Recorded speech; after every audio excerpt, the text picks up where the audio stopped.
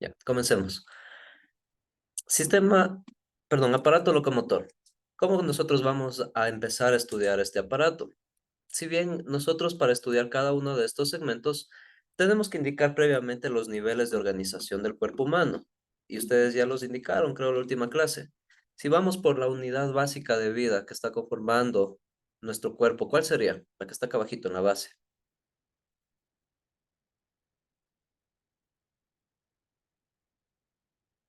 Jocelyn.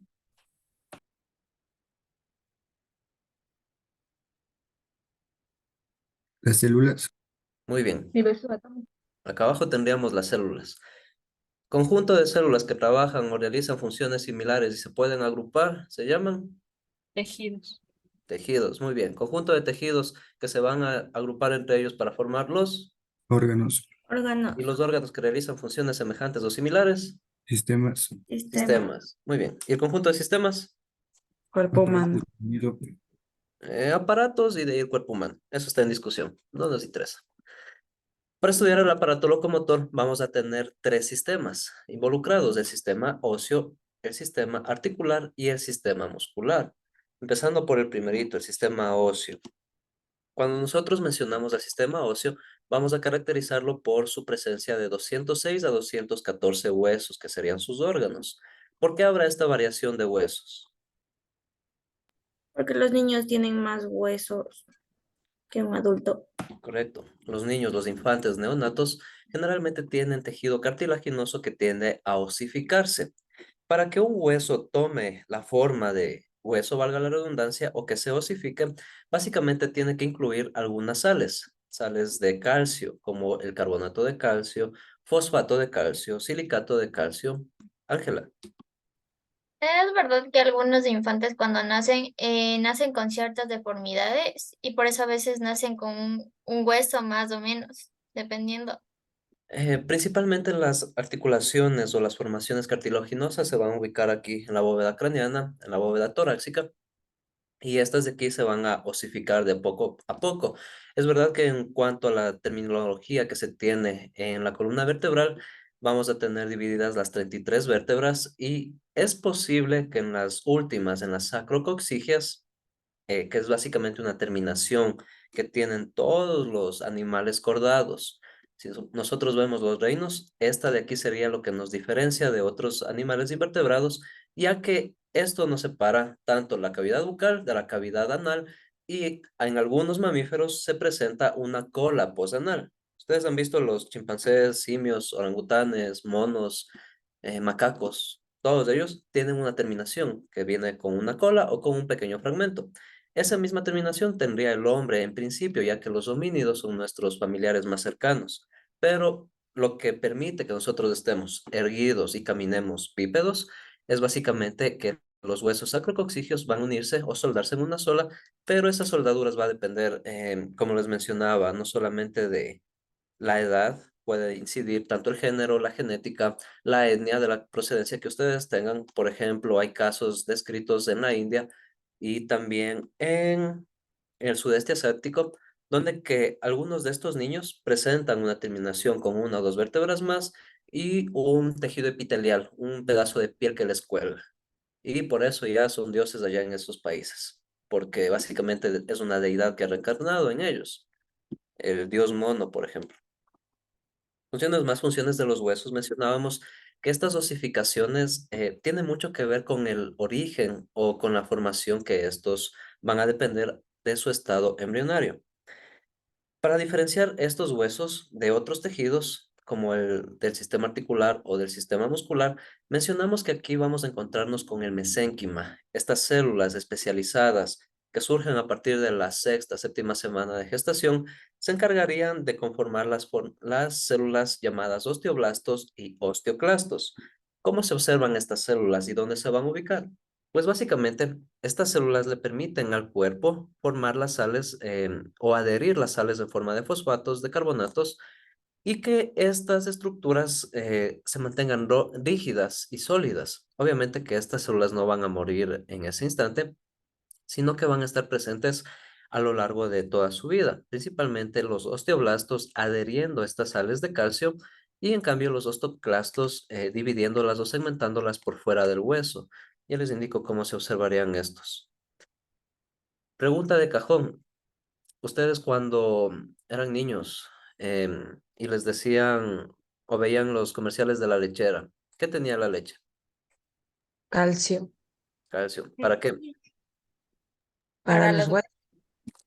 Para los huesos y dientes fuertes. No se olviden que en ese apartado, voy a cambiar a la pantalla de acá. En ese apartado, el calcio es sumamente importante, es uno de los minerales que va a estar imprescindible, no solamente a nivel de huesos, sino que va a estar cumpliendo reacciones metabólicas a lo largo de toda la vida, básicamente. Conjuntamente con el sodio, con el potasio, con el magnesio, se encargaría de comportarse en varios procesos metabólicos. ¿Me comentan, por favor, si ya pueden visualizar la pantalla? Sí, Liz. Ahora no vale mi pantalla. A ver,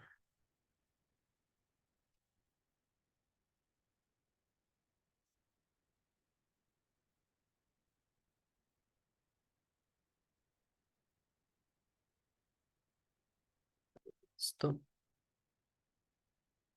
Ya. Aquí ustedes pueden observar un osteón, que es del tejido propiamente óseo. Un hueso, en primera instancia, va a estar cubierto por un periósteo.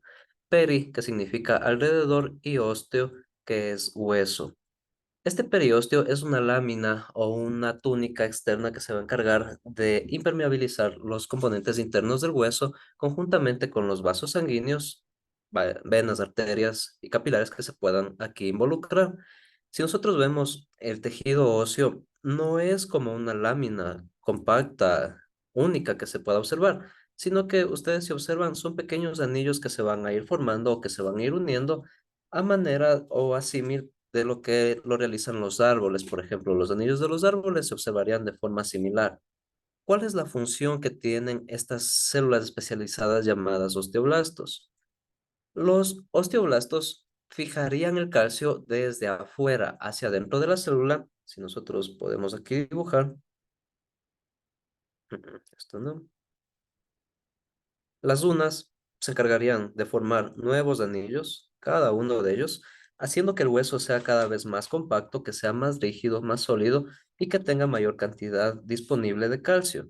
En cambio, los otros huesos que se encuentran ubicados en estas lagunas internas de aquí, en las laminillas, tenemos aquí unas lagunas donde se ubican los osteoclastos, se encargarían básicamente de hacer todo lo contrario, de separar el calcio que tienen dentro de este hueso, llevándolo hacia la parte externa. Y si nosotros observamos que se encarga de llevarlo hacia arriba y hacia arriba, desde adentro hacia afuera, básicamente, es porque aquí en estos segmentos ustedes observarán, tienen aquí venas, arterias, básicamente algunos capilares y nervios que se van a involucrar propiamente para que se señalice la disposición de calcio. Los huesos tienen una de esas funciones, almacenar y acumular la mayor cantidad de calcio posible.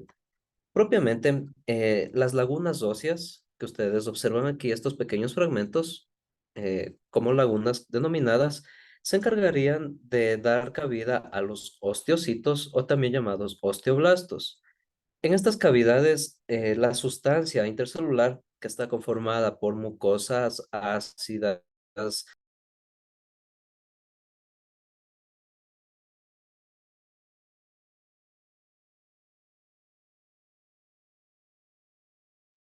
creo que se me desconectó. Sí, ¿verdad? Sí, profe. Ya, Jocelyn, si es que hay alguien en sala de espera, les hace ingresar, por favor. Les mencionaba, estas lagunas se encargarían básicamente de nutrir a través de los conductos o los canales que se comunican entre sí a las prolongaciones de estas ramificaciones desde adentro de la célula, desde dentro del Buenas tejido. tardes, Licen. Entré tarde porque cuando había en Google la página no me conectaba, me asomaba con la página caída. Ah, sí, no vale el CNED en la universidad. ¿Me podría justificar eso? Es que la verdad no sabía y no podía entrar. Sí, es para todos la asistencia, ya está justificada. Gracias, dice. Ok. Listen, disculpe, el compañero es el compañero que no estaba asistiendo, así por si acaso le tomó en cuenta antes. Ah, entonces, ¿quién era? ¿Qué nombre es? Elkin Becerra. Ya, si es que no aparecen en el CIANET, las personas que tengan que registrar su pago lo pueden hacer hasta el día jueves, porque se demora 24 horas en el Ban Ecuador, entonces el viernes ya se les registraría o ya se reflejaría en el sistema. Entonces tienen que hacer ese pago de $180 si perdieron alguna materia o se cambiaron de asignatura o están siguiendo segunda carrera. Eso. Sí. No, sí está en las listas de los licenciados, sí está, pero como no estaba asistiendo, los licenciados creo que ya no le estaban tomando en cuenta. Ah, entonces, no, yo les pongo la asistencia a todos. Listo, porque la anterior clase le comentamos eso y no sé si usted le borró o algo, no sé. Ah, no sé, yo tampoco. Eh, Una pregunta sobre lo que tengo que pagar, ¿me podría informar sobre qué?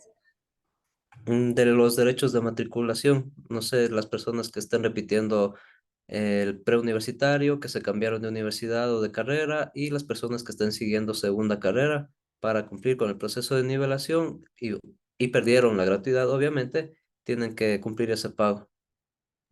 Y si esta es la primera vez que estoy aquí y todavía no he aprendido nada, entonces no ¿Es tengo que gratis? hacerlo, ¿o No, sí? no, es gratis. Ah, ya, gracias, Luis. Y el próximo semestre ahí sí ya les cobramos. Yo no, el Estado. ¿Qué estaba diciendo? ¿En qué me quedé? La laguna. En esas Lagunas. pequeñas cavidades se almacena el calcio. Bueno, en las lagunas. Ah, sí, las lagunas. Ya, las lagunas óseas que, como les mencionaba, vienen a formarse o llamarse también osteoblastos. Cada una de estas cavidades que son lenticulares, eso significa que están distribuidas no simétricamente, se sitúan a lo largo de los márgenes o en el centro de las laminillas compactas. Cada una de estas ocupa una célula ósea que está ramificada a un osteocito, básicamente. Los osteocitos son aquellas células que se van a encargar de distribuir el calcio por estos conductos llamados conductos de Avers, perdón, conductos de Bowman. No sé por qué le ponen ahí de Bowman.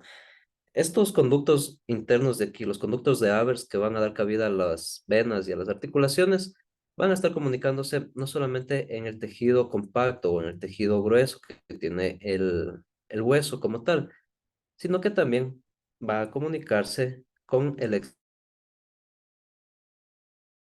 tenemos aquí, el húmero. Si nosotros observamos, tenemos aquí el periósteo, que como les mencionaba, es una lámina delgada que se encuentra alrededor del hueso. Es una película fina, fina, básicamente que tiene una coloración rosa pálida y que envuelve el tejido óseo para que se adhieran los tendones y ligamentos y básicamente está unido a los huesos por unos heces, unos pequeños estas pequeñas filamentaciones que ustedes observan aquí, estos pequeños pelitos, se las conoce como heces de tejido conjuntivo o también fibras perforantes que penetran a través de los huesos. Los extremos articulares de esta fibra permite que se formen también las cavidades para los vasos sanguíneos. Vasos que pueden ser arterias, pueden ser venas, capilares, y estas de aquí van a atravesar ese tejido o esa capa delgada para poder llegar hacia el tejido óseo como tal. Básicamente tenemos dos partes. En un hueso tenemos el hueso compacto o la capa dura que tienen los huesos, donde que estas fibras son sumamente o íntimamente relacionadas entre sí, no permiten el paso de nada más que sea tejido óseo, a diferencia de estas otras que tenemos aquí, que son el tejido esponjoso, principalmente formado por trabéculas, y que en estas de aquí están distribuidas tanto en la diáfisis, que es la parte media del hueso, como en las epífisis, las partes distales. Este tejido compacto da cabida a la médula ósea roja y a la médula ósea amarilla. ¿Cuál es la diferencia entre la una y la otra? Que la una, las que tienen mayor cantidad de tejido óseo amarillo, perdón, médula ósea amarilla, está compuesta por principalmente tejido adiposo, tejido graso. Ustedes cuando han comido caldo de pata, ¿han visto cómo está por dentro? Ya me Como acuerdo. gelatinoso. Es como gelatinoso, ¿verdad? ¿Qué color? Mm, Color como un color rojo muy crema. oscuro, la verdad.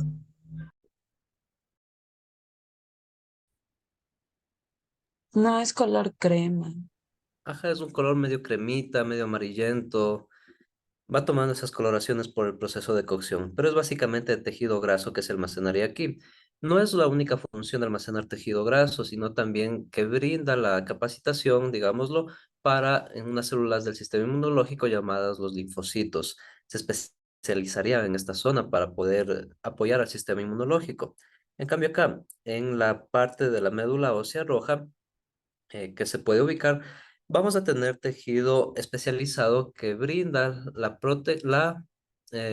propicia la cantidad de hematocitos, los que se encargarían de transportar el oxígeno en sangre, los glóbulos rojos, para que a partir de este tejido puedan desprenderse hacia los vasos sanguíneos. Es de aquí de donde nacen estos glóbulos rojos para transportar conjuntamente con la hemoglobina el oxígeno en sangre. ¿Y cómo se van a comunicar o cómo se relacionarían el sistema óseo con el sistema circulatorio? Básicamente por los capilares que ustedes observan aquí, por las arterias y venas. Estas de aquí no están únicamente en el tejido compacto, sino que también vienen a infiltrarse en la parte media, en el tejido esponjoso, básicamente. Es de ahí de donde nace básicamente los compuestos que los protegen y que les mantienen con oxígeno en sangre. Adicional a eso, nosotros podemos indicar que en las epífisis de los huesos podemos nosotros encontrar los cartílagos articulares.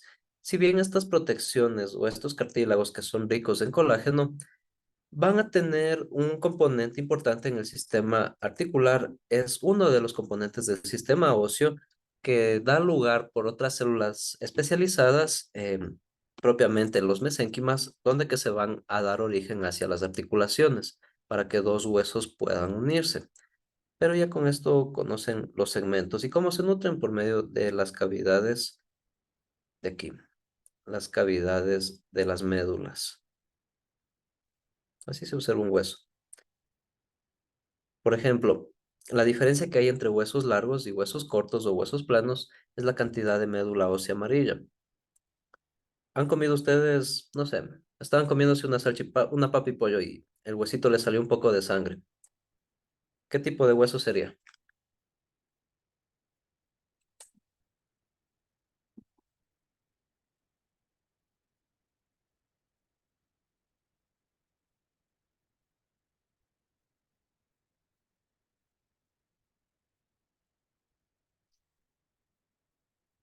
Nunca han mordido un hueso. A ver, si comen caldo de pata, muerden huesos.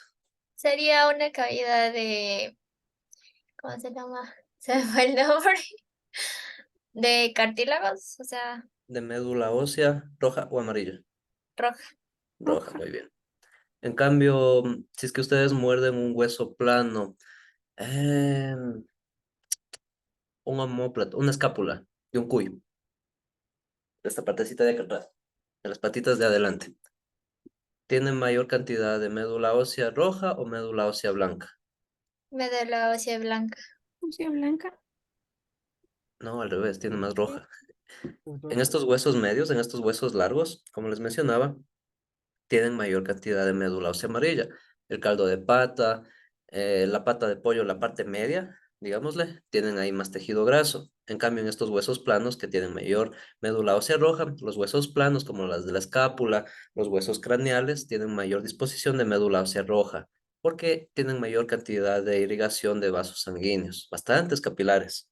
Ahí los huesos no tienen, digamos, a su disposición ese tejido adiposo, no lo pueden almacenar, porque son huesos muy delgados, son láminas fibritas delgadas. ¿Han visto los huesos de la cabeza del cuello?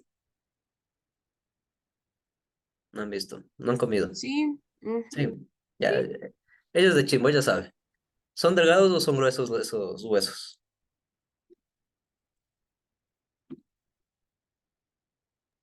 Son delgados. Son Delgados. delgaditos.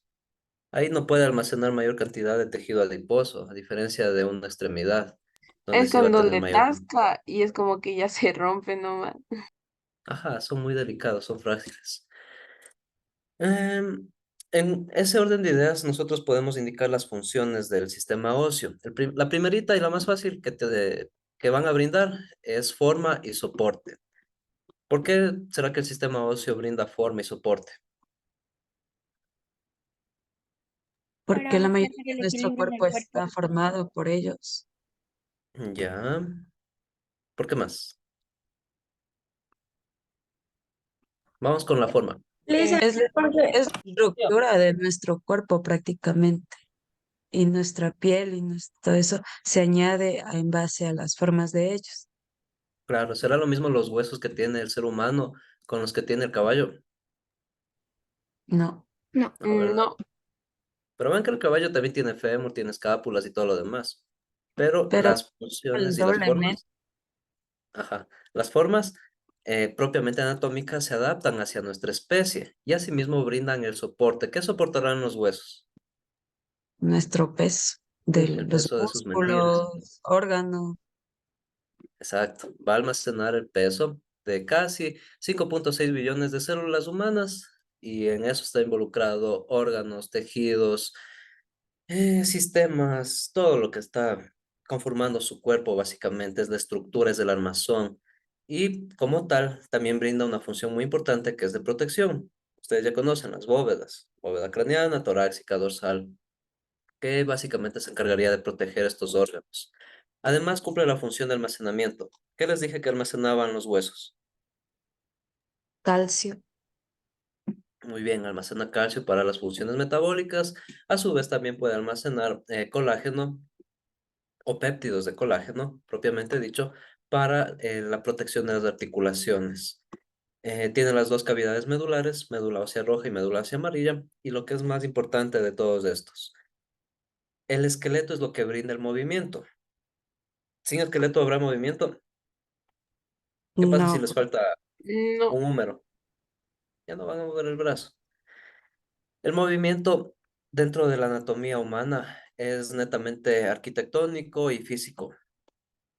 Hay tres tipos de palancas de apoyo, que serían de primer, segundo y tercer orden, donde que al tener un punto de apoyo, un punto fijo y una fuerza tangencial, se puede realizar distintos movimientos, de flexión, extensión, rotación, aducción, todos los movimientos, vaya pues, van a tener involucrado aquí distintos tipos de movimientos, más de estudio de la biomecánica, pero bien implicada bastante física en esos apartados. El simple hecho de caminar, por ejemplo, se involucrarían ahí dos palancas, la de primer y segundo orden. Cuando ustedes apoyan el talón, se desplaza la fuerza hacia la tibia y el peroné, conjuntamente con la rodilla y la cadera, tendrían ahí la segunda palanca de segundo orden, flexión y extensión, básicamente. Ahora, entre el sistema óseo y el sistema muscular, nos vamos a ubicar con el sistema articular. Les mencionaba que el sistema óseo tiene el origen a partir del mesénquima y aquí en cambio el sistema articular se va a originar a partir del parénquima. Estas células que se quedaron dormiditas en clases no llegaron a especializarse, no se convirtieron en huesos como tal, sino que van a formar las primeras conformaciones, sí, pero los van a mantener como cartílagos y principalmente como ligamentos. Cuando yo mencione la palabra ligamentos, inherentemente ustedes van a pensar en huesos. Y esta es pregunta de examen, anotarán, para que dos huesos se unan, dos huesos, tienen que unirse mediante ligamentos. En cambio, para que un músculo se una a un hueso, lo hace mediante un tendón. Les repito, los huesos se unen mediante ligamentos y los músculos se unen mediante tendones. Es que me ponen al revés, cero. Propiamente, si nosotros queremos definir a las articulaciones, los indicaríamos como aquel sistema que se encarga de unir dos superficies. En todos van a encontrar que unen huesos, pero también tenemos articulaciones dentales y articulaciones óseas que son suturas básicamente y, bueno, son superficies a final de cuentas, no son solamente huesos. ¿Cómo se pueden clasificar este sistema articular? Hay varias formas de clasificarlo. La primera y la más sencilla es por el movimiento. Vamos a tener tres tipos de articulaciones: sinartrosis, anfiartrosis y diartrosis. ¿Y qué significan todas estas artrosis? Esa es su terminología hacia las articulaciones, pero sinartrosis, como dice, es sin movimiento, sin articulación. Anfiartrosis es aquellas de articulación que se puede mover en un espacio limitado o son semimóviles, y las de artrosis, que serían prácticamente todas las móviles. Un ejemplo de sinartrosis, por ejemplo, pueden ser las suturas craneales, la coronal, la sagital, la occipital, serían estas de aquí que le mantienen unidos ambos huesos sin necesidad de que estos puedan moverse o que puedan desplazarse. Ustedes no pueden mover uno de estos huesos más arribita y otro más abajo. En cambio, las anfiartrosis son aquellas que tienen un limitado movimiento, como cuáles, por ejemplo, las que están aquí, las de las costillas falsas. Estas de aquí, al terminar óseamente en cada uno de los extremos, van a tener un cartílago que se va a unir con la apófisis sifoide del esternón, y cuando ustedes inhalan, estas de aquí permiten que el músculo del diafragma se contraiga, básicamente llevando los pulmones hacia su máxima capacidad, y cuando exhalan, sueltan el aire. Estas de aquí regresan a su estado normal, mientras que el diafragma se encarga de llevar los pulmones hacia su posición. Y estas de aquí, si bien cumplen un factor de movimiento, no es tan amplio, ni tampoco es tan exagerado. Dependerá de la caja anatómica de cada una de las personas, pero puede estas de aquí corresponder no solamente al movimiento del diafragma, sino también hacia los músculos intercostales, a los oblicuos, al transverso abdominal, funciones más, funciones menos, según la musculatura que se encuentre inherente a esa zona. Y en cambio, las diartrosis, estas sí son ampliamente móviles. Las de las manos, de las extremidades superiores, de extremidades inferiores, corresponderían hacia este tipo de articulaciones. De forma similar, podemos nosotras estudiarlas según su estructura. Cuando mencionamos que hay articulaciones fibrosas, son aquellas que corresponderían inherentemente a la sinartrosis, como por ejemplo, ¿cuál? Las fibrosas de los maxilares. Estas que unen o que fijan las piezas dentales son inmóviles, no pueden moverse para que salga por encima de la encía, ya tiene fijada ahí esa articulación. O la misma la de los cráneos, em, y otras más que no se pueden mover, como los huesos nasales, la del cigomático, la del maxilar superior. Estas de aquí serían articulaciones fibrosas. Háganlo a manera de observación, como la del cierre de una chompa o del pantalón. Esas suturas o esas hendiduras están íntimamente unidas y no permiten que se separen estas articulaciones, básicamente. Las que son cartilaginosas, en cambio, corresponderían a las anfiartrosis. Estas cartilaginosas, como dice su nombre, tienen un cartílago, como cuáles, por ejemplo, los cartílagos que se encuentran aquí en los discos intervertebrales. Esto permite de que tengan un limitado movimiento y que puedan absorber el impacto o el roce de estos huesos y que regresen a su estructura normal o a su posición original. No son tan móviles, pero permiten que se puedan angular en ciertas palancas. Además de eso, tenemos las sinoviales, que estas son las características principales de las articulaciones de los miembros superiores e inferiores.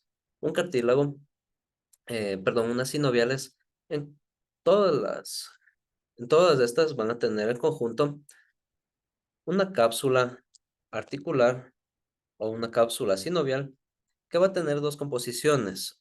Aparentemente, la parte interna y la parte externa van a estar envueltas principalmente por un tejido de colágeno que los protege entre cada uno de ellos, y en la parte interna van a ubicar un líquido llamado el líquido sinovial, compuesto por péptidos, aminoácidos, líquido intersticial, ¿qué más? Agua y algunos factores más, compuestos de sales, que se encargarían principalmente de llevar nutrientes hacia el hueso y también de absorber los impactos entre estas dos articulaciones o entre estas dos extremidades, estos dos huesos. Es la forma más simple de analizarlo porque, ¿qué pasa si es que ustedes tienen dos piedras y los empiezan a rozar entre ellos? Se Se desgastan. empiezan a Se desgastar. desgastan. Se desgastan, ¿verdad? Estos de aquí, como son estructuras óseas, los huesos, tienen los mismos compuestos del mármol, que es una piedra grande y dura.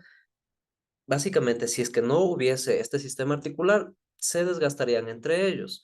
Y esto es lo que facilita, además del movimiento, de que se proteja el sistema óseo. Sus funciones vienen dadas inherentemente hacia ese aspecto, de que facilita o limita los movimientos, pero también sirve de protección. Dígame, Jocelyn. Por ejemplo, yo tengo el caso de mi abuelito. Me dijeron que esas articulaciones ya están acabadas y él la rodilla ya no puede mover en sí. Tiene que caminar con la pierna recta porque al ¿Qué edad caminar así tiene?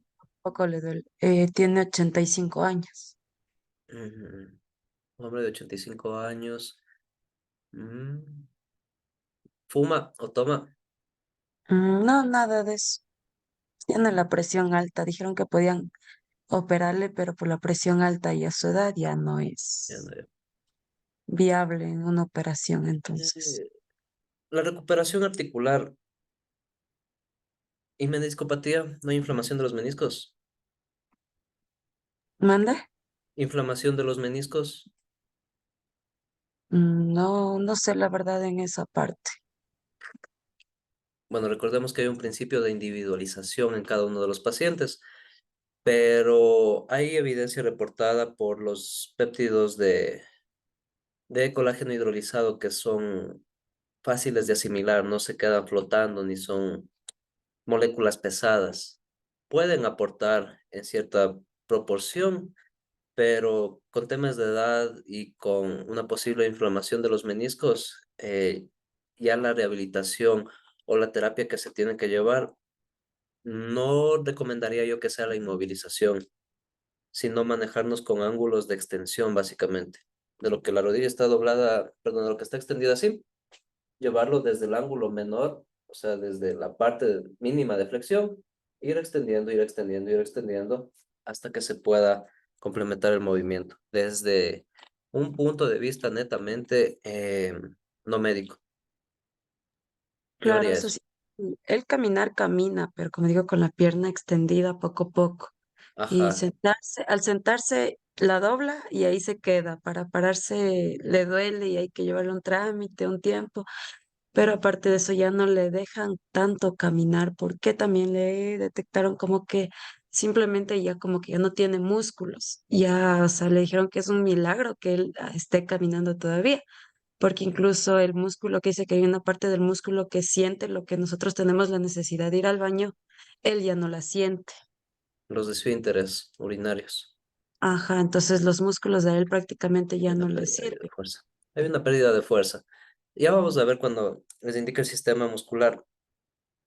Si bien la estructura sólida o fija es el hueso, el músculo es el que se encarga de darle la salud, de propiciarle tanto nutrientes y estímulos, y principalmente en el sector de la rodilla. Este de aquí es la parte posterior de la troclea. Ustedes observarán que básicamente necesita fortalecer la parte posterior de los músculos del muslo porque ahí los tendones, principalmente el tendón del bíceps femoral y los ligamentos cruzados posteriores, se encargarían de brindarle la estabilidad y esos le darían la fuerza para que pueda realizar la flexoextensión de rodilla normalmente. Pero por la edad, por consideraciones médicas, trataría yo de introducir terapia física. ¿Trabajan con algún terapeuta? O sea, sí tenía o sea, terapia física en el seguro, pero como es un hombre a su edad y en sus antigüedades, no, Claro. no le gusta ir y le dijo que hasta el doctor le había dado permiso de no asistir. No, Es, a ver, yo soy no, más de la doctrina de que lo que se queda quieto se muere. Lo que ustedes dejan de utilizar se atrofia, básicamente. Claro, Eh, él vive en el hay, campo, allá en Huilloloma, entonces ya, él está, sube, baja las escaleras, se camina, pero a veces ya se cae, o sea, él no se mantiene quieto y por eso es que también dijeron que no debe ser tanto esfuerzo en sí, o sea, moverse sí, pero no tanto esfuerzo. tiene que ser según las capacidades que tiene ahora y se pueden mejorar. Hay buenos Sí, sí, reportes de pero tendría recuperación algo que muscular. ver, tendría algo que ver con lo que la familia en sí creo que tiene como unos antecedentes, no sé si es hereditario. Cualquiera tiene artrosis o artritis, Artritis. la mayoría de mi familia, y hasta yo creo que tengo eso. Le duelen las articulaciones con el agua fría. No con el agua fría, pero tengo el problema de que, por ejemplo, si yo me quedo sosteniendo algo en este sentido o me quedo de un lado apoyándome en solo pie, suelto y me duele el brazo para volverlo a habilitar. Del pie le llega el dolor a la mano o al brazo. No, no, o sea, por ejemplo, digamos, yo estoy teniendo una caja en los brazos, unos 10 minutos a lo mucho, y suelto, ya el brazo me duele para volver a extenderlo. No, eso es debilidad muscular. Acá arriba Entonces, del tórax y bíceps o la cabeza braquial. Ajá. La fuerza de agarre. Su abuelito debe tener fuerza de agarre muy buena, si es que trabajó en el es, campo por bastante tiempo. La fuerza de agarre de poder prensar, utilizar un asadón, una pala, le permite todavía tener este de aquí, esta fuerza, en los flexos tensores de la mano. Y ese es uno de los indicadores de longevidad hoy en día. Mientras más fuerza de agarre se tiene, mayor longevidad puede tener o alcanzar y recuperación de enfermedades y todo lo demás. Y dependiendo de la memoria, ¿cómo podría ser? Dependiendo de La memoria, la memoria muscular. tal vez, pero memoria en sí cerebral. El cerebro está compuesto en 60% de DHA. Coman sardinas, omega 3, fuentes ricas de ácidos grasos. Porque, bueno, mi abuelito tiene cáncer en sí, Ya. pero él está bien sano y fuerte. Y eso es lo que me sorprende, que a pesar de todo, a él le quieren hacer radioterapias y sigue bien. Y eso que él ya va a cumplir 84, 87 años, no me acuerdo muy bien. Claro, es que las personas antiguas, ellos sí comían machica, tostado, habitas. Ustedes que están criados con chitos y pulpín, no les vean esas edades. Tampoco así, sí me he Bueno, pero criado con eso. depende de la edad, la alimentación, las costumbres. Hay un término que se llama los blue points, los puntos azules de vida. En el Mediterráneo, Japón, en Vilcabamba, ¿cómo se llama esto? En el sudeste de México, que no me acuerdo cómo se llama ahí, Yucatán. ¿Y dónde más está? Me falta uno. Me falta un punto azul. Pero son 5 puntos azules en el planeta donde las personas pueden llegar a vivir más de 100 años. Y se mantienen longevos, porque no solamente es el tema de salud o enfermedad, sino que tienen un hábito de vida, hábitos de campo o de socialización, de moverse de un lado a otro. Mantienen una alimentación Sí, regional, con alimentos de la zona. No están comiendo cada rato KFC, ni Burger King, ni nada de eso.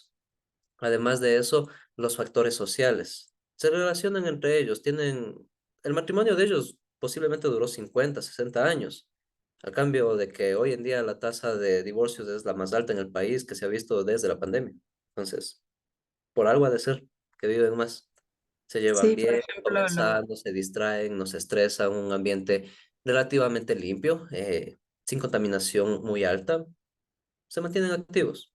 Esa es la los clave, papás digamos, de mi detrás de los abuelito, grupos. ellos se murieron, la mamá se murió de 103 años y el papá se murió de 106 años. Y eso es genético, pueden heredar ustedes esos caracteres. Recuerden que la genética es del 80% y ustedes tienen el gatillo. Pueden disparar las cosas buenas o las cosas malas. ¿Con qué? Tabaco, alcohol, drogas, toda esa vida de excesos y de rock and roll, que no está mal. Van a probar eso en la universidad, pero todo con su justa medida. En cambio, al otro lado, deporte, alimentación sana, comer por ahí de vez en cuando, pero de vez en cuando y porque quieren un pastel de chocolate o Una pizza, una hamburguesa no les va a matar. Al igual que tener una relación saludable con ustedes mismos para empezar y luego con los demás, amigos, parejas, familia, con quienes vayan a convivir. Eso es lo que puede desencadenar una edad alta. Factores más, factores menos. Ya si por ahí se sortearon un cáncer, una artritis, no sé, alguna enfermedad cardíaca o hereditaria, ya En eso ya. cuanto a la presión y la diabetes, ¿eso puede ser hereditario? Sí, especialmente en mujeres, 80% de probabilidad. Pero ¿cómo es lo Es hereditario, Liz? así, dice, Cuando no diga eso. una persona coge diabetes, por ejemplo, en el caso del papá de mi esposo, digamos, él tuvo diabetes después de que mi esposo nació.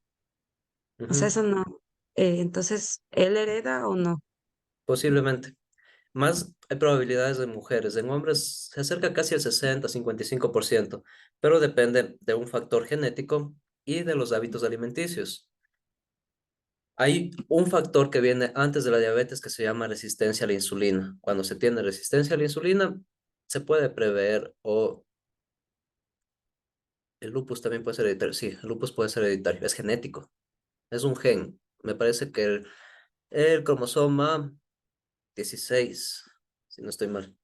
Pero la mayor parte de enfermedades genéticas o congénitas que ustedes puedan heredar, les recuerdo que es 80% genética y 20% hábitos, lo que hagan en su día a día. Si es que están en una familia que posiblemente su madre o su padre tenga diabetes, ustedes tienen una probabilidad de poder heredar esa enfermedad. ¿Con qué se desencadena? Consumo de alcohol, ácidos grasos saturados, azúcar en exceso, sedentarismo, tabaco, contaminación. ¿Qué más? Profe, ya me está haciendo que no quiero salir a la discoteca con esas palabras. No, sí está bien. Pueden salir, bailar es una actividad física. En mi familia solo una persona tiene lupus. O sea, ¿cómo la desarrolló? Porque nadie más tiene, ni antiguamente ni ahorita, y ella la desarrolló, y mala vida ella no tenía. Le No. dijeron que a través tuvo gemelos, y al año tuvo una niña. Entonces creo que dijeron el desgaste de todas esas Puede células ser. que se fue ahí desarrolló. Entonces no sería hereditario en sí, o sí. Sí es hereditario, se mantiene el factor. Explíqueles qué es lupus a sus compañeros. Bueno, el- Porque yo tengo lupus. ¿Qué tiene? ¿En serio?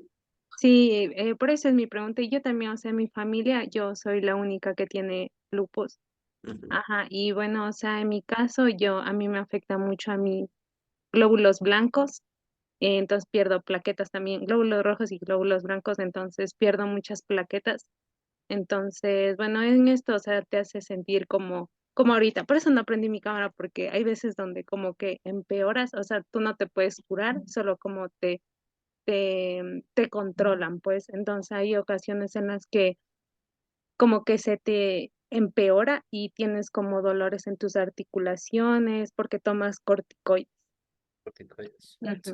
eso es. Glucocorticoides. en Ajá. sí Básicamente el el lupus lupus es lo que tus defensas prácticamente, en vez de defenderte, te contradicen a ti mismo. y te Y tengo ataca. entendido que el lupus afecta poco a poco y se enfoca más en algunas partes. Por ejemplo, a mi tía es de la artritis.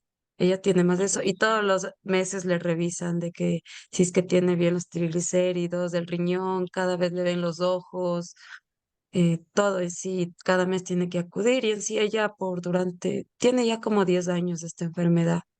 Sí, Los los 3 primeros factores. años cayó donde doctores que mejor la empeoraron y de los 8 años ya las tiene totalmente controlada, no ha empeorado ni tampoco ha mejorado.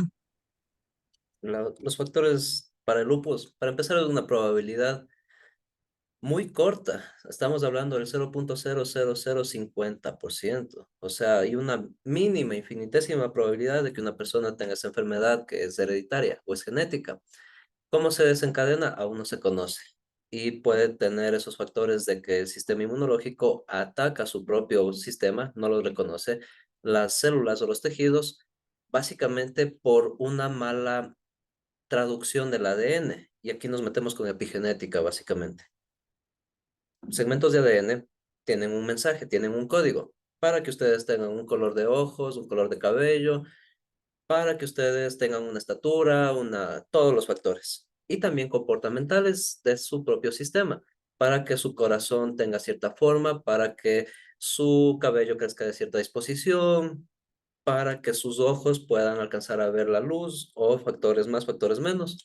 Todos esos componentes lo comanda el ADN. Todo lo que esté maquinando en su sistema, desde que respiran hasta la última gota de sangre que les pueda salir, hasta el último Una excremento. pregunta, Lice. ¿La leucemia por qué se da en sí? Es ¿O un se puede cáncer, igual todos heredar? los cánceres, la mayor parte de cáncer y la mayor parte de enfermedades autoinmunológicas, la- como el lupus, viene por una mala traducción del ADN. Hay un ARN traductor que se encarga de decir, a ver, este mensaje dice que tengo que producir proteínas de cierta forma, pero ese ARN se equivoca y dice, ah, no, aquí está mal, voy a leer en lugar de izquierda a derecha, leeré de derecha a izquierda, y empieza a traducirlo de la forma incorrecta. Las células empezarían, en el caso del cáncer, a reproducirse sin morir, y en el caso del lupus, a que su propio sistema inmunológico diga, no, esta célula no me pertenece a mí. Es como que ustedes tienen un agente externo o una mala transfusión o un agente patógeno. Puede atacar no solamente articulaciones o sistema muscular, sarcopenia, es muy alta en pacientes con lupus. Afecciones cardiorrespiratorias, un derrame cerebral, cualquier cosa puede pasar con el lupus. Y es sumamente particular porque no hay explicación para que se dé este caso. Hay indicios que indican que es en el cromosoma número 16 y me parece que en el cromosoma número 18, porque en el origen que tienen la mayor parte de animales vertebrados con los cordados, se detecta de que a partir de ellos nos separamos de los tiburones, de los animales que tienen cartílagos en lugar de huesos sólidos. Entonces nos separamos de ahí con esos dos cromosomas y desde esta línea evolutiva que cogimos para acá, para la derecha, hubo ese pequeño daño ahí. Ustedes van a ver un tiburón, no tiene cáncer, no tiene lupus, no tiene ninguna enfermedad casi, ningún tumor ni nada. Entonces ahí es cuando tenemos ese factor que ya les digo, es genética. Esto pasó hace 1.5 millones de años. Ni siquiera estaba el hombre caminando en la Tierra y ya pasó hace mucho Nos tiempo. separamos mal entonces. No separamos bien, pero se corrigió en la mayor parte de población animal del mundo y toda esa información genética que ustedes tienen ahorita viene de sus abuelos, de sus tatarabuelos, de sus tatarabuelos y originalmente de algún ancestro en común que tenemos. Entonces, toda esa información llegó hacia nosotros para que nosotros podamos metabolizar glucosa, para metabolizar el alcohol, para metabolizar proteínas animales o vegetales. Toda esa información ya está dentro de nosotros. Ahora, lo que viene después y lo que se puede transmitir va a depender bastante de qué es lo que hagan ustedes ahorita. Si es que ustedes se enfocarían o desarrollarían buenos hábitos, sería chévere, porque se mantendrían saludables y su edad biológica disminuiría, inclusive. No les digo que se van a curar de cáncer ni que no les va a pasar ninguna enfermedad, porque hay algunas que es como sorteo, es ruleta rusa. ¿Les va a tocar o no les va a tocar? Pero en cambio hay otras que sí se pueden prevenir. Especialmente antes de la pandemia, el factor más grave que tenía de salud mundial era la obesidad y la pandemia no ayudó mucho. ¿Quiénes morían primerito? Aparte de tercera edad, obesos en esas épocas. Factores más, factores menos. Pero no sabía que Melissa tenía lupus. ¿Cuánto lleva de tratamiento? Porque con glucocorticoides debe estar con un cortisol alto, alto, alto. A ver, a mí me detectaron lupus hace 4 años. Yo al principio yo tomaba 70 de prednisona, también tomaba, bueno, eh, ácido fólico porque también me dio anemia porque perdí mucha sangre y también tomaba, bueno, ya no me acuerdo porque esa solo tomé un año más o menos. Actualmente sigo tomando prednisona, 5 un día y al otro no, al otro sí, igual en controles cada. Bueno, ahorita como ya me he controlado mucho mejor, ya las consultas son a los 4 meses. ¿Y tiene hermanos o hermanas? No, no, yo no tengo hermanos. Ajá, y eso es sorprendente porque aparentemente en mi familia nadie tiene esta enfermedad, entonces por eso, o sea, no sé, se nos hace raro que yo tenga lupus. Y eso también nos explicó el doctor, o sea, que era hereditario y lo que dijo Jocelyn también, eso de que, o sea, hablando vulgarmente como yo lo digo, como que se pelean, mi propio cuerpo se pelea con mi propio cuerpo y es como que no saben cuáles son los buenos o los malos y se pelean entre ellos, entonces, ajá, eso produce, a mí en lo personal me produce hemorragias, Ya. ajá. ¿Anemia falciforme o anemia plaquetar? Sí, de las plaquetas, ajá, yo tengo las plaquetas. Sé que es normal 156, creo, más o menos, no, Más o si me menos. equivoco. Ajá, yo estoy en un rango de 30 a 50. Es bastante bajo, sí, Sí. ajá, es bastante bajo. Entonces ya, ¿Control hormonal para la regla? de hecho, ese es lo que a mí me dificulta porque, o sea, hay veces en los que no menstruo como 3, 4 meses, entonces ahí luego viene como de golpe y entonces ahí me da como hemorragia. Una Ajá. amenorrea. Puede ser amenorrea, bueno, obviamente que es fisiológica, pero también hipotalámica. Cuando hablamos de esta de acá, es porque está con bastante cortisol. Hay que manejar un poco mejor la hormona del estrés. No le harán estresar a su compañera, verán, si no le van a matar. Eh, es básicamente reducir el cortisol porque esa de ahí es un glucocorticoide también. Y si es que Y usted tiene en elevado cuanto, ese, Inge, en cuanto a las enfermedades psicológicas, son psicológicas, ¿por qué se dan? psiquiátricas. También Porque hay factores, hay se algunas que dan son o por hereditarias. cómo sabes que ¿Cómo se sabe? Porque se observa con el DMC-5, que es un manual que dice, a ver, tiene esto, otro, tiene tal enfermedad, tiene esto, otro, tiene tal enfermedad. Es como el vademecum de los médicos. Pero Melissa tiene que manejar mejor los glucocorticoides. ¿No se está suministrando algo de hierro? Sí, porque, bueno, a mí también me atiende el hematología, entonces ahí, eh, a veces, cuando a veces está como que muy bajo, ahí sí, ahí me mandan como unas inyecciones de hierro, pero en realidad le mentiría porque son unos nombres un poco complicados. Entonces, la verdad, yo sí me olvida. Pero es como, ya digo, o sea, en estos 4 años de controles que he tenido, como 6 veces nada más me han. ¿Qué edad tiene Melissa? Actualmente tengo 20. Muy bien. No, está buena Ujú. edad. Buen tratamiento. Maneje un poco mejor la del cortisol. Eso sí es importante porque el sistema lo va a detectar y al menos con el suyo que se va a atacar a sí mismo. Es un mal chiste que decía una vez un amigo, pero una mujer con lupus es como cuando ya no tiene con quién más pelear, pelea consigo misma. Ya, es así más o menos. Su cuerpo va a responder a lo que le estimule acá, en la parte de la adenohipófisis. Listen, los corticoides, ¿para qué nomás sirve? Son preinflamatorios. Bueno, yo en lo personal, yo creo que el tomar un corticoide, bueno, siento que es como un castigo porque a mí en lo personal me hinchó demasiado. O sea, yo siempre he sido como que gordita, pero por el corticoide y engordé demasiado, que incluso me tratan de detectar síndrome de Cushing, algo así. Enema de Cushing es Ajá, porque tenía ya Crohn's. el síntoma, ajá, tenía la cara de luna, así, sí, cara de luna, algo así le dicen, porque ya está circular, igual, o sea, no sé, como Manchas en que, el cuello. Y ajá, eso estuve también así se al puede principio. deber a la tiroides, porque también mi Sí, tía tiene tiroides y ella le explicaron que eso todos es lo que tenemos tiroides. le hace engordar o en sí le mantiene en un peso bajo. Hipo e hipertiroidismo, en ese orden. Pero sí, el lupus puede desencadenar también en un hipotiroidismo. No como síndrome de Cushing, básicamente, pero también es de cuidado a nivel metabólico.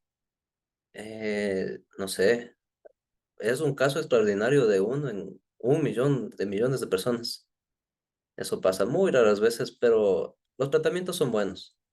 Se mantienen saludables y no trato de ablandar golpes, pero sí llegan a buenas edades, 50, 55 años, Sí, y porque a lo mi que tía le tienen, dieron 5 años y ya lleva 8 años, 10 años con la enfermedad y 8 con el tratamiento. Se claro, pone una inyección cada mes. que le mandan cada día, creo que es para como que dormirle a las defensas y no le ataquen, algo así. Y ella se mantiene bien, tiene la vitalidad normal Sí, y sí se cada mantienen mes bien. ella Son se personas come. saludables, normales. Solamente que su sistema inmunológico se volvió loco y bueno, ahí generalmente, aparte del tratamiento médico, yo lo que le recomendaría a Melissa sería acompañar con tratamiento psicológico y con un nutricionista. ¿Por qué con estos dos? Primero, porque lo que comemos es lo que somos, una buena alimentación, principalmente en estos casos de enfermedades catastróficas, basada en plantas y basada con alimentos regionales. Básicamente, ¿usted de dónde es, Melissa? Yo soy de Quito. Allá, alimentación de la sierra, andina, común y silvestre. Recurrir a esos alimentos básicos de la dieta andina, porque con esos de ahí va a aportar principalmente polifenoles de la selga, de la espinaca, de la zanahoria, también carotenos, de las remolachas, bastante hierro y óxido nítrico que le va a ayudar. Todos esos tubérculos le pueden ayudar. Y la microbiota puede mejorar el sistema inmunológico. La microbiota intestinal, una buena microbiota, bien adaptada con prebióticos y con probióticos, principalmente los 4 lactobacillus de quinta generación le pueden aportar, y fibras, bastantes fibras, hidro y liposolubles le van a ayudar en ese factor intestinal, donde que ya se tiene reportes de conexiones neuronales que llevan hasta acá por el eje hipotálamo hipófisis estomacal. Entonces, esa información, lo típico que piensan a veces que se enamoran o que sienten barriguita, como es mariposas en el estómago, es porque se comunica el cerebro con el estómago. Y generalmente estas neuronas se comunican acá para llevar un mensaje hacia la adenohipófisis. Y a esa parte voy con el psicólogo. Una buena terapia conductual puede mejorar hasta en un 15 o 20% del sistema inmunitario. ¿Por qué? Índices inflamatorios se reportan principalmente en depresión y ansiedad. En esos dos, además de otros trastornos derivados, pueden mejorar la calidad del sueño, mejor liberación de melatonina, metionina, triptófano y todos los neurotransmisores que se encuentran aquí. Básicamente controlarían el sistema inmunológico. Estos de aquí, lo que está bajo la corteza prefrontal, en este lóbulo de aquí, en lo que en algunas religiones le conocen como el tercer ojo, es donde se controlaría básicamente todo lo demás. Y la medicina occidental, la que nosotros manejamos, se enfoca únicamente en eso, en apalear una enfermedad o en curar un síntoma o dar un tratamiento para algo. Pero si nosotros vemos 5.000 años atrás, mesopotámicos, 3.200 años atrás, medicina china, la medicina ayurveda de los indios hace más de 5.000 años también casi. Toditos de ellos no solamente curaban un cuerpo o un ente material, sino también curaban la parte mental y curaban la parte espiritual. Lo que decían de alinear los chakras y de tener su modo zen y todo eso alineado, es porque ellos sí cuidan al cuerpo integralmente, cuerpo físico, cuerpo espiritual, cuerpo mental y todos los cuerpos que quieran ver. Pero eso ya es medicina que nosotros le consideramos holística. Hay reportes, hay evidencia que se tiene, pero hay que manejar los tres factores, tanto físico, nutricional, como psicológico. Y si es que puede hacer deporte, dependería mucho del factor de impacto, el factor de riesgo y del factor de potencia. Esos tres para ejercer una fuerza. Más o menos. Yo consideraría que caminatas con cierta inclinación por 15, 20 minutos y no sé qué capacidades físicas, dependería mucho de la persona, la verdad, mucho, mucho de la persona. Tanto de VO max, de presión arterial, pulsos por minuto, frecuencia respiratoria, ¿qué más? Esos cuatro se medirían. Y de ahí sí, a luego medir eficiencia de palancas, potencia, respuesta a estímulos, factores de fuerza de primarias y secundarias. Pero esas tres primerito. El médico, el psicólogo y el nutricionista. Sin eso, se disminuye bastante el tratamiento. No es solamente medicina que se portaría, apoya y sirve bastante la medicina moderna, pero también está lo anterior. Y si es que practica alguna religión, vaya a misa. Eso le ayuda bastante.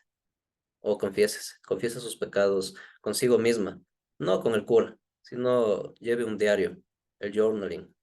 Eso hacían los griegos, manejarlo, reportarlo al comienzo o al final del día.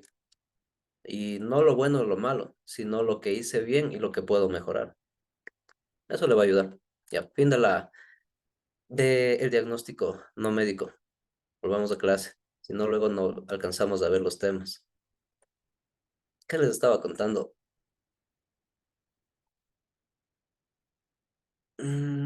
Sistema articular, ya, articulaciones. Nos quedamos en las funciones de las articulaciones. Regresen al tema de clase. Eh, Básicamente, facilitar o limitar los movimientos. Porque en el caso de las diartrosis, permitirían de que se muevan ampliamente y en el caso de las sin artrosis, impiden que estos se separen o que estos se vuelvan a mover. Impide que estos de aquí se vayan a estar trasladando hacia un lugar que no quieren y le permitirían también absorber cierta capacidad de impacto. Absorción de nutrientes, principalmente de péptidos de colágeno, sales principalmente de sodio, potasio y magnesio, que se van a aportar también hacia los huesos.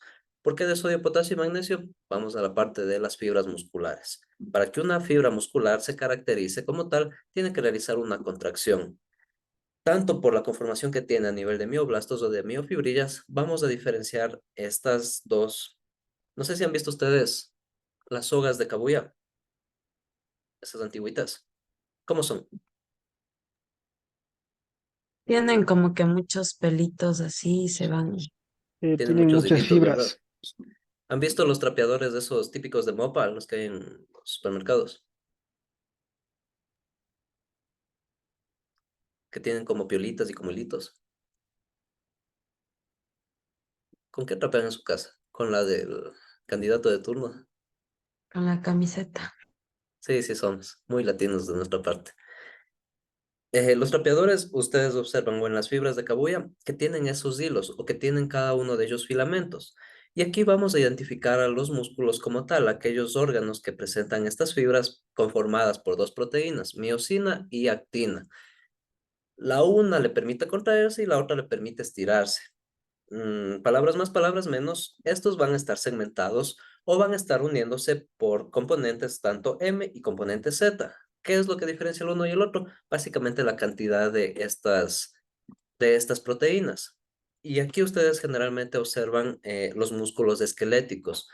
Cuando ustedes van a la carnicería o al mercado y ven ahí el corte de la pura o la pulpa o un lomo, han visto que, ¿cómo se encuentran esos cortes? Son músculos lisos, tienen fibras, tienen pequeños hilitos. ¿Van a hacer compras ustedes con su mamá al mercado? ¿O les mandan a hacer compras? Sí les mandan. ¿Cómo se observa un corte de carne?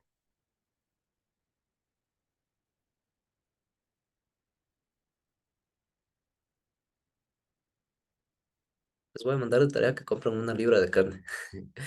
Básicamente, los cortes que nosotros vemos a nivel muscular se caracterizan porque tienen estrías, tienen esas fibras que son medias blanquecinas y medias rojas, si es que han visto tal vez cuando están unidos los músculos o cuando están cortando. Esto de aquí es característico de los músculos esqueléticos, ya que responden a un estímulo, tanto externo como interno. ¿Cuáles serían los estímulos externos? Aquellos que vienen dados por el sistema nervioso autónomo, aquel que nosotros no controlamos. Por ejemplo, si es que ustedes dejaron un sartén encendido de esos de hierro en la estufa y van y le cogen una sola. ¿Será que se quedan pensando de que si suelto o no suelto el sartén que está hirviendo o una sola? Por De una instinto. soltamos. De una sola, ¿verdad? Si es que ustedes van a coser el pantalón y ¡plá! Se pincharon el dedo, esperan a ver si es que mueven o ya retiraron hace rato el dedo. Rapidito retiramos. Ya. Exacto, se saca rapidito. Estos corresponderían a factores externos de estímulos, al calor, presión, temperatura, etcétera, pero también tenemos estímulos internos. Ustedes cuando, por ejemplo, vayan a mandar un catéter venoso central o cuando vayan a inyectar a un paciente una intramuscular, ¿será que cogen y ¡plá! Le lanzan una sola la aguja o tiene que ser delicado para introducirle? Mide de dónde a dónde se pone la aguja cuando es intramuscular y se Porque pone, dependiendo, si la aguja es pequeña, se pone recto. En cuanto la aguja es grande, se Una de 3 gira. centímetros. Una de 3 centímetros, pero vamos al punto de fuerza. ¿Aplicarían ustedes una fuerza delicada o cogen y ¡plag! Le martillan así una sola? Dependiendo del líquido. Siempre tiene que ser delicado. Un ácido graso, un aceite, un esteroideo. Esos tienen que ser delicadamente suaves. No puede irse rápidamente el líquido debido a que es grasoso, es aceitoso. Sí, exacto. Entonces mandan con cierta delicadeza. Y eso lo controlarían desde la parte del sistema nervioso central. Ustedes tienen ahí el estímulo La, interno. Cuando la ustedes práctica van a... de inyectar. Sí, la típica que hacen con un globito. ¿Ya han hecho esa? ¿No han hecho? No, yo Ya, en persona. ya también. Sí es válido. Les mencionaba, los estímulos que vienen dados por el sistema nervioso central son los que ustedes van a poder coordinar o van a poder manejarlo a su antojo. Cuando van a abrazar a una persona, darle una caricia a un bebé, todo eso son estímulos que pueden ser con mayor o con menor fuerza, pero ustedes van a coordinarlo desde acá arriba. Estos de aquí propiamente van a estar insertados en los huesos, por eso se llama músculo esquelético. Además de eso, tenemos otro músculo que es sumamente importante y que igual viene a ser un músculo estriado, el músculo del corazón, el músculo cardíaco. ¿Será que ustedes controlan ese de ahí o no? ¿Qué hace el corazón todo el día? Bombear sangre. Bombear sangre, ¿verdad? ¿Y se acordaron hoy día que tenían que bombear sangre o solito funcionó? Solito. Solito funcionó. Viene a funcionar de manera autónoma. Estos de aquí responderían también a una especie de estímulos, tanto externos como internos, pero principalmente bajo ciertos controles químicos como la adrenalina o noradrenalina, pero esos ya son temas del sistema circulatorio. Además de eso, este músculo es cardíaco, viene a ser estriado, pero no responde a su sistema nervioso central. Ustedes no están ahí diciendo, ay, hoy día tengo que latir tantas veces, o este minuto que pasó me acordé de que no tenía que latir tanta sangre, de bombear tanta sangre. Hoy día tengo que respirar así. Exacto, ustedes no se acuerdan cuándo tienen que respirar, sino que Si ya fuera por propiamente, recordatoria, ya nos hubiéramos muerto. claro, ya se hubiesen olvidado, ya viendo media hora en TikTok y se olvidaron de respirar. Estos dos músculos son estriados, el cardíaco y el esquelético. Recuerden, porque tienen esa conformación de las fibras en mayor y menor proporción de la actina y miosina. Pero a diferencia de estos, nos vamos a encontrar con el músculo liso. ¿Cuál es el músculo liso? El que conforma las vías o las tuberías del cuerpo, básicamente. Este de aquí no es estriado. Este no tiene estrías, sino que, como dice su nombre, es un solo músculo liso.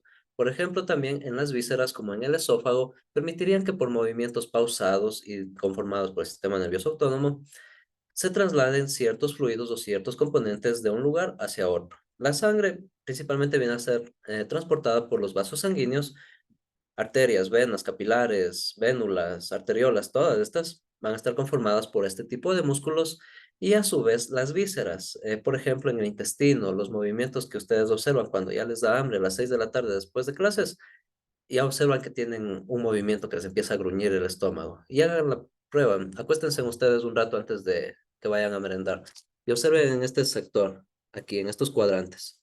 Cuando ustedes se acuestan, van a observar que tiene este movimiento pausadito, que sube y baja, ya cuando están con hambre. Son los llamados movimientos peristáticos, que se encargarían de trasladar los alimentos por medio del tránsito intestinal. Funciones más, funciones menos que tienen estos músculos lisos. ¿Cómo se van a clasificar el sistema muscular esquelético, básicamente, que corresponde al aparato locomotor? Viene dado por las inserciones que tiene o están supeditadas hacia esta zona. Hay músculos que sirven únicamente para flexionar, hay otros que sirven para extender, unos que están propiamente estabilizando, como los estiloioideos, estabilizarían esta zona de la mandíbula, y hay otros, en cambio, que permiten girar la cabeza y que van a estar insertados en distintas proporciones craneoencefálicas. Funciones más, funciones menos. El músculo que ustedes vayan a ubicar se va a clasificar principalmente en aquellos que nosotros vamos a ver entre superficiales y profundos. Aquellos que vamos a identificar por su forma, por su cabeza, por la cantidad de cabezas, por la ubicación que tienen en el cuerpo.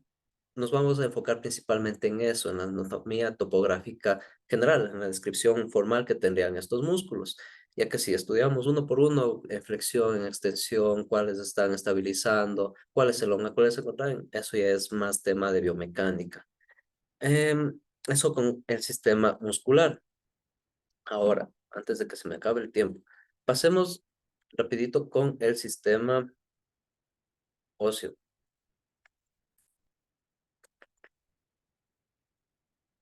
Aquí. ¿Cómo se va a estudiar el sistema óseo? Y sería ya la primera unidad de este capítulo.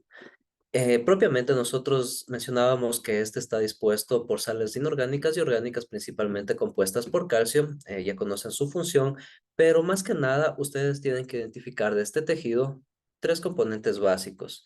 Nos vamos a ubicar en la parte externa con el periósteo, esta lámina delgada que se encargaría de unir mediante fimbrias a los vasos, venas y arterias que estaban aquí vinculándose con el hueso. Tenemos a su vez el hueso compacto, principalmente formado por los osteoblastos, es decir, el hueso rígido que permite el paso de estos conductos sanguíneos, y a su vez tenemos en la parte interna el hueso esponjoso. En este hueso esponjoso vamos a diferenciar dos estructuras, las trabéculas y las cavidades vasculares, o también las lagunas que observábamos, donde se van a ubicar los osteoclastos. ¿Qué es lo que pasa con los huesos? Mientras el uno se encarga de aportar aquí, le dice, necesito calcio, necesito calcio, el uno viene plug, le fija aquí, le une calcio y va formando el hueso. ¿Qué hacen los otros? Vienen y destruyen el hueso que está formado, estas láminas que están gruesas, viene, le pica, pica aquí y empieza a llevarlo por la sangre. ¿Por qué lo lleva el calcio a la sangre? Principalmente porque el calcio es el componente principal que se tiene involucrado en reacciones metabólicas de contracción y de elongación muscular.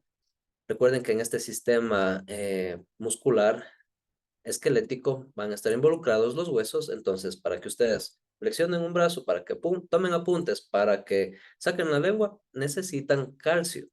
Los músculos se contraen con calcio.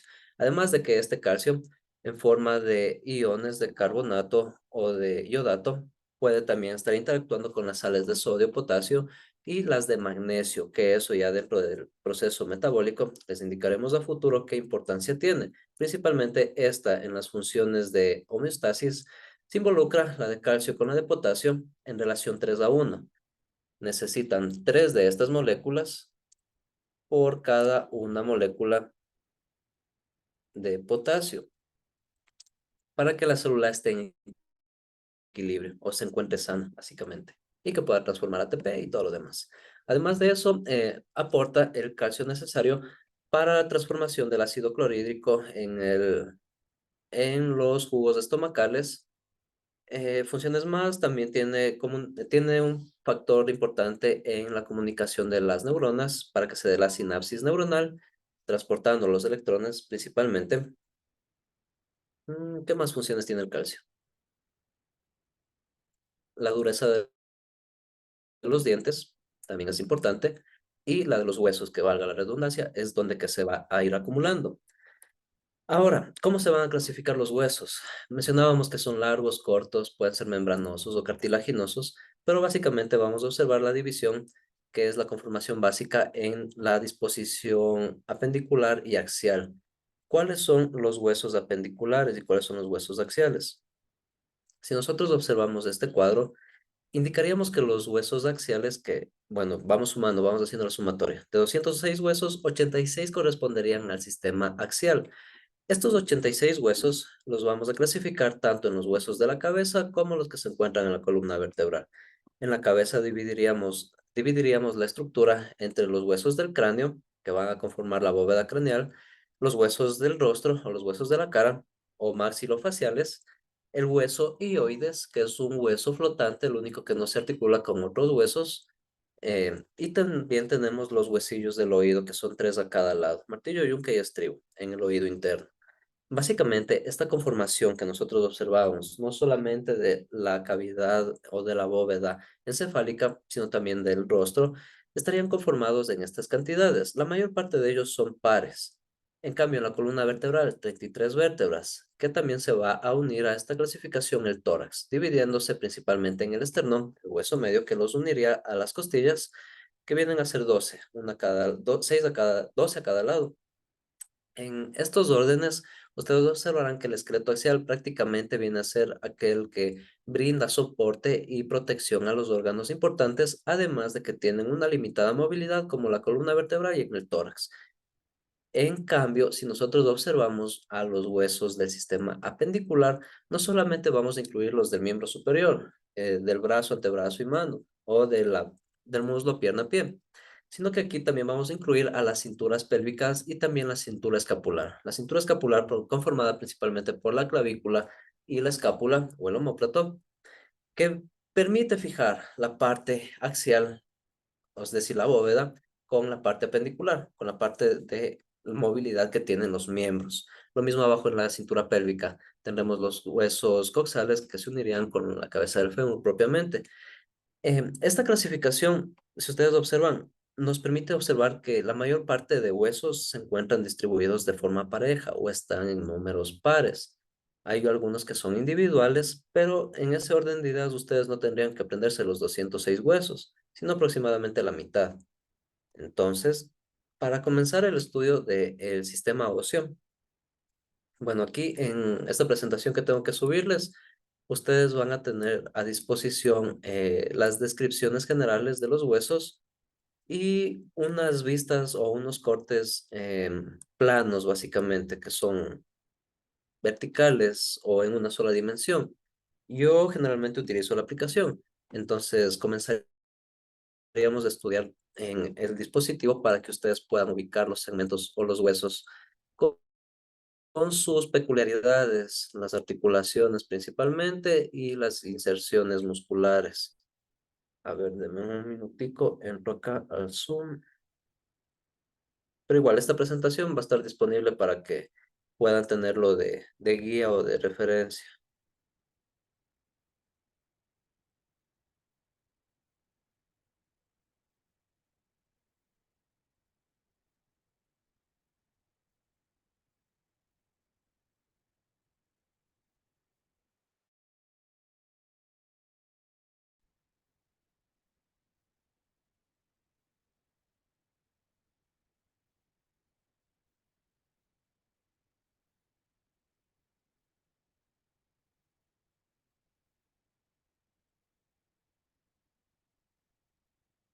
A ver, me indican por favor si ya pueden visualizar la pantalla.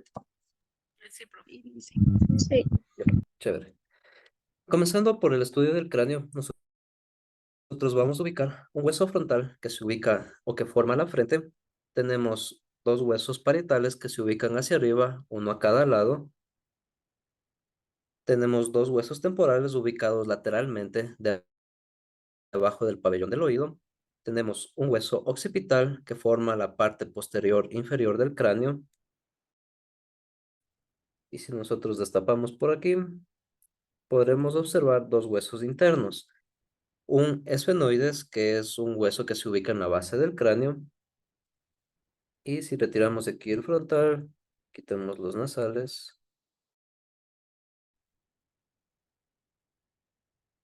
Ubicaríamos nosotros aquí al etmoides, que es un hueso que se ubica entre el frontal y el esfenoides, separando prácticamente la cavidad o la bóveda craneal de los huesos maxilofaciales. Los huesos maxilofaciales, por otro lado, serían 14 huesos que vienen a estar dispuestos por los maxilares superiores, los huesos nasales, los huesos lagrimales. Tenemos también el cigomático o malar. Ubicaríamos también en la parte interna los cornetes, uno a cada lado. Por la parte inferior observaríamos aquí los huesos palatinos, izquierdo y derecho, que forman parte del paladar. Ubicaríamos en medio de estos una laminilla o el hueso vomer, que se encargaría de fusionar estos huesos, tanto el palatino como el maxilar superior, y al final ubicaríamos el maxilar inferior, que es una sola estructura ósea. Adicional a eso, en el cuello también se estudia el caso del hueso hioides, que viene a ser el único que no se articula con otros huesos, sino mediante los ligamentos de estilo hioideos, que se van a fijar propiamente en el hueso temporal.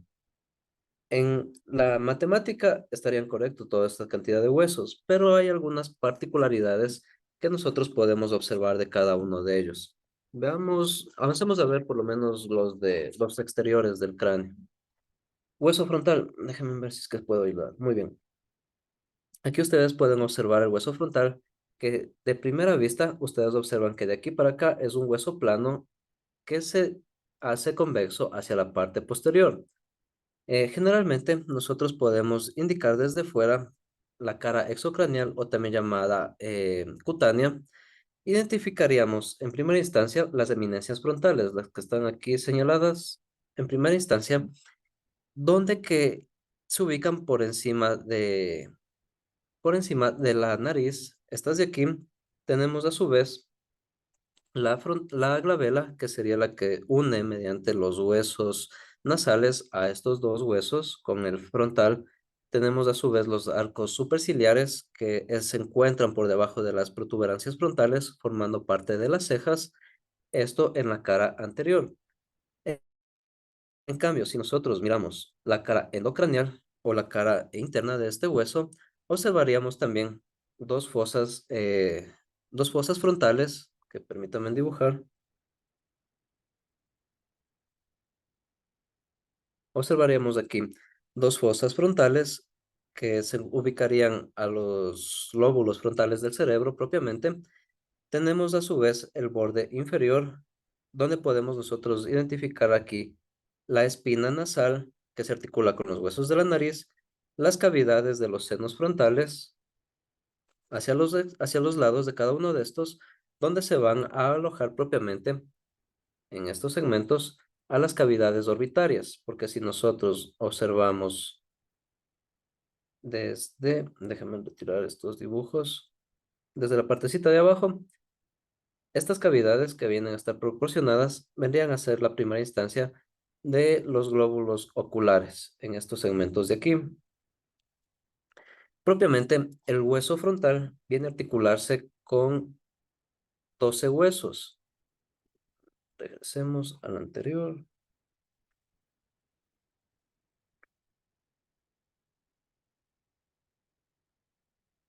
Estoy llamando a un cliente. ¿Con qué hueso se articula?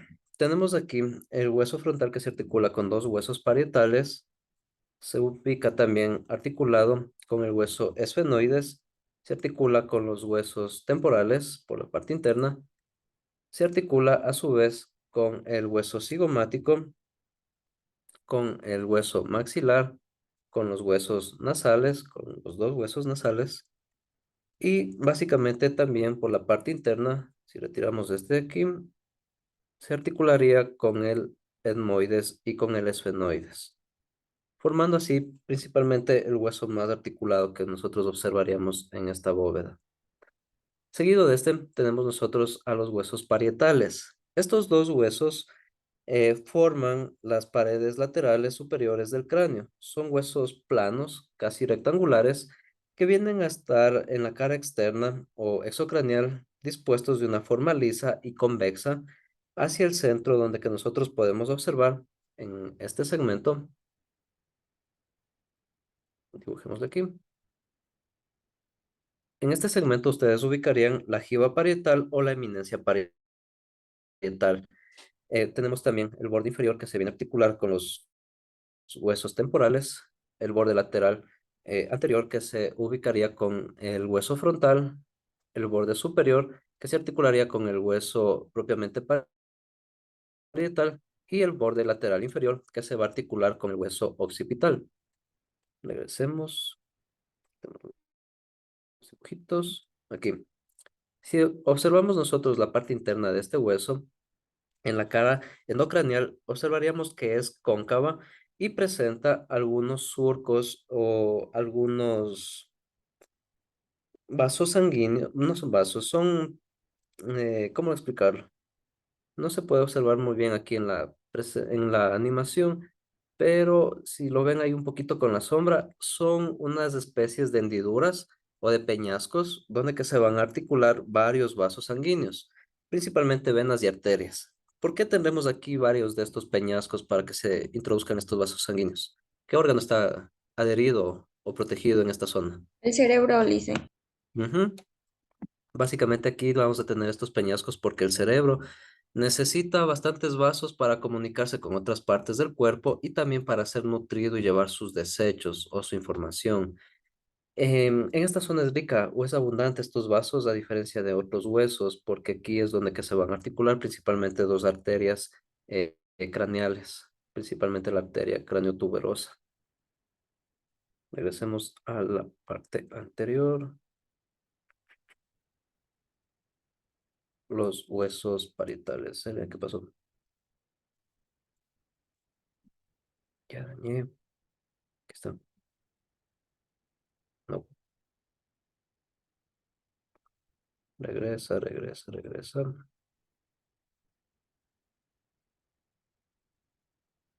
Aquí está el cráneo. No sé por qué me salió todo. Bueno, debajo de estos huesos parietales nosotros podemos ubicar a los huesos temporales. Son dos a cada lado. Básicamente, este se ubicaría en las paredes inmediatas por debajo del oído. Si nosotros observamos detrás de este de aquí, este hueso, nosotros podemos identificar tres porciones. Déjenme ver si es que sale.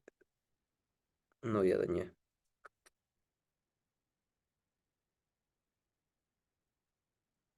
A ver, me toca salir y entrar en la aplicación porque no sé qué pasó. Ujú.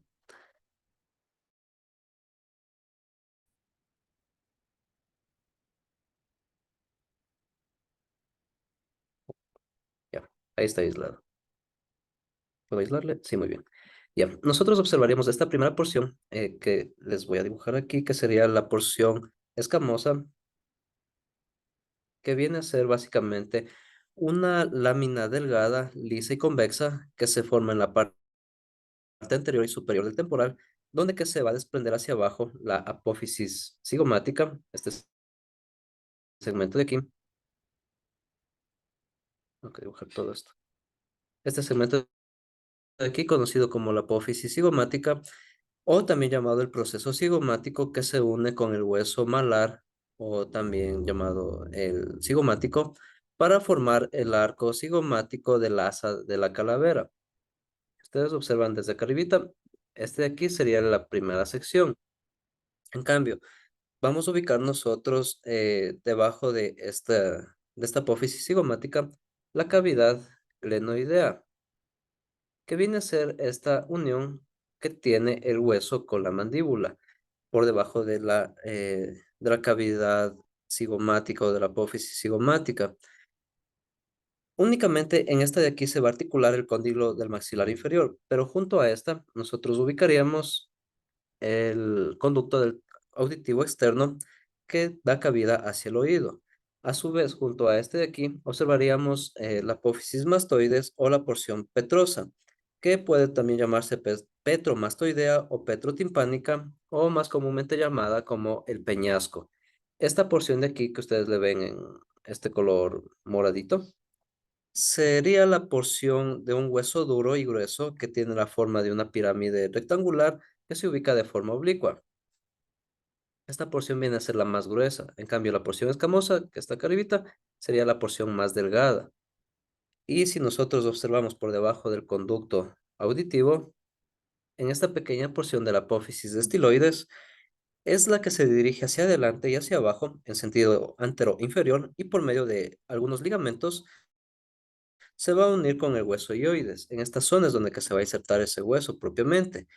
En esta apófisis de estiloides también se van a insertar los músculos y los ligamentos de la cabeza, principalmente los cervicales y también los músculos linguales. En este pequeño cachito de aquí que ustedes lo observan en color verde. Ah, mira, sí puedo poner inserciones musculares. Se va a insertar aquí el estilo faringogeo. Acá arriba se va a insertar el estilo ioideo y por detrás el estilo coso, que serían estos de aquí que se vienen a unir con el hueso hioides, básicamente para formar la base del paladar. No sabía que podía hacer eso. Ya volvemos a las referencias óseas. Ahora, la porción mastoidea que corresponde a la porción interior. Déjenme hacer un poquito de zoom. Porción petrosa.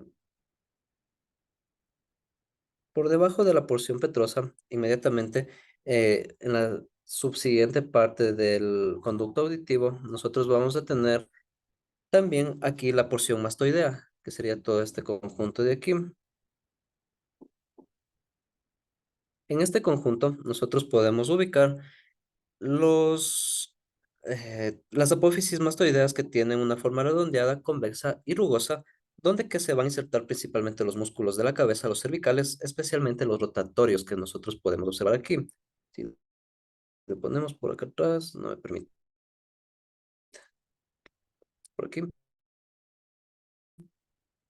Sí, los esplenios de la cabeza y también vamos a tener los esternocleidomastoideos. Estos dos de aquí, el uno es largo que se dirige hacia adelante y el otro es convexo que se dirige hacia la parte de atrás y permiten básicamente la rotación interna y la rotación externa.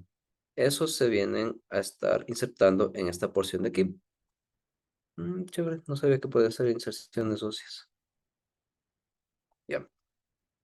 Los huesos temporales que se ubican dos de cada lado no son muy complejos. Si es que ustedes observan la forma que tienen, sí es peculiar, porque se va a estar articulando, no solamente con los parietales de la parte superior, sino también se va a articular aquí con el occipital, con el esfenoides en la parte interna, y a su vez con el cigomático o malar, y propiamente debajo de este podemos ver la articulación que tiene con el maxilar inferior.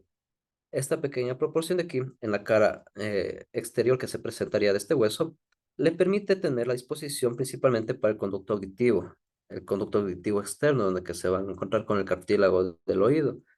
Y ya propiamente en la parte interna tendríamos el origen del conducto auditivo interno con los tres huesillos que forman parte del oído interno. Ahora, si nosotros quitamos este de aquí y este de aquí, nos quedaremos con este hueso que se encuentra ubicado en la parte posterior de la cavidad craneal. El occipital viene a ser el hueso que propiamente tiene una forma romboidea y presenta un agujero en la parte inferior.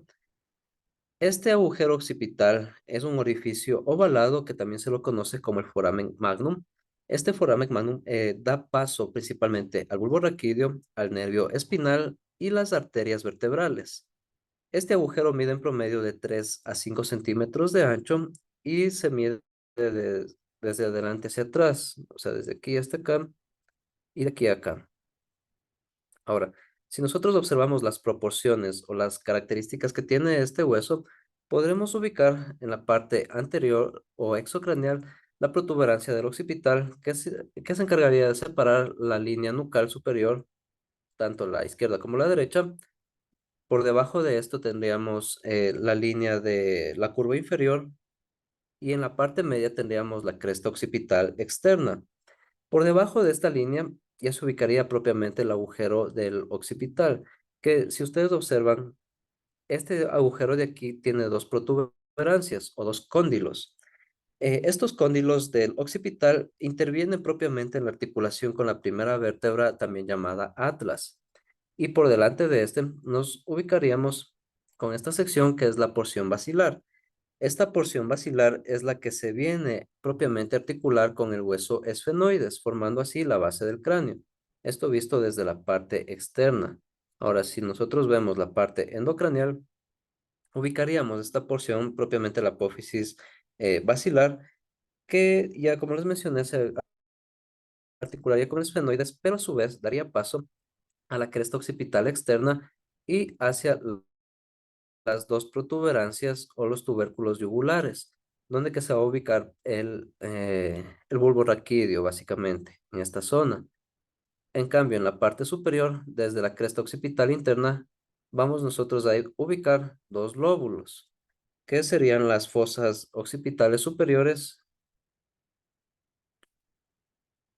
Estas dos de aquí, las fosas occipitales superiores del encéfalo y dos fosas cerebolosas que se encontrarían en la parte inferior, tanto izquierda como derecha, que permiten observar aquí las anatomías de esos componentes del encéfalo. Adicional a eso, nosotros ubicaríamos aquí las apófisis yugulares que vienen a dar origen a la inserción conjuntamente con el hueso temporal. Tenemos aquí de igual forma la línea o el surco transverso y la cresta occipital interna. Este hueso de aquí, si bien nosotros le observamos de forma solamente superficial la parte externa hasta esta partecita, se ubicaría hasta la base del cráneo y vendría a dar origen a la inserción de la base o de la cama que se presentaría con los huesos esfenoidales. Aquí. Este huesillo de aquí se viene a unir con este de aquí, con el esfenoides, para formar así totalmente la bóveda en la base del cráneo. Y este esfenoides se uniría con el etmoides para formar la bóveda superior o anterior del cráneo, conjuntamente con el hueso frontal y los huesos superiores e inferiores. Esto con respecto al occipital. Bueno, alcanzamos a ver los superficiales. Próxima clase me quedaría el esfenoides y el etmoides y ahí sí a los maxilofaciales. No son muy difíciles. A ver, déjenme ver dónde están. Mm, mm.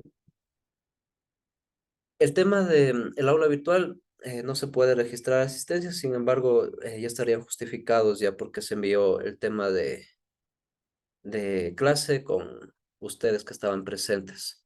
No sé si es que valga el SAC, pero igual, si es que puedo el día de mañana, yo mismo lo corrijo. Y si no, ya veremos. Conmigo nos vemos. ¿Qué día tengo clases con ustedes? Mañana. Mañana. Ay, Mañana, nos Liz. vemos mañana. Ustedes son los que me caen mal. No, mentira. El día de mañana completamos la parte de Bueno, los huesos del cráneo y vemos los de la columna vertebral, el tórax, una parte también. Si alcanzamos. Ya les voy a subir la presentación en cuanto esté habilitada el aula virtual para que ustedes puedan también tener el contenido. Y no sé si con ustedes ya hicimos la plataforma de Live Worksheets. ¿Hicieron los dos talleres? Sí, ¿Sí lo hice, hicieron? quería verle Chévere. que una cosa se posicionó mal, pero sí está bien, y me salió 9. Eso ya les dije, sí hay cómo cambiar. Yo reviso después. Sí, pero Ya. ya, como usted dijo Nada que hay más que subir entonces, la muchachos. plataforma, ya le subí con el 9.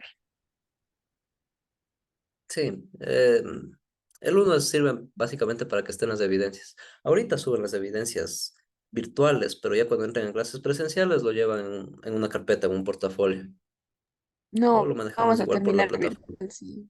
Virtual. Bueno, ustedes manifiesten todo lo que quieran, pero pídanlo hasta de deseo de año nuevo. Grave le veo la situación. Yo me puse, dije, esa cosa No de allá nos de haga Cholo todavía no está asustarle. lista". No nos diga eso, Lizzy. Bueno, síganlo Ahora sí pensando nos entonces. vamos a Ténganlo en poder mente. arreglar toditas las noches para que no tengamos clases presenciales. Uy, no. Especialmente conmigo, digo, ya diga que no me quieren ver. Ni bien comenzamos el semestre. Males, veo. Nos vemos el día de mañana. Descansen, coman bien y nada más. Cuídense. Adiós.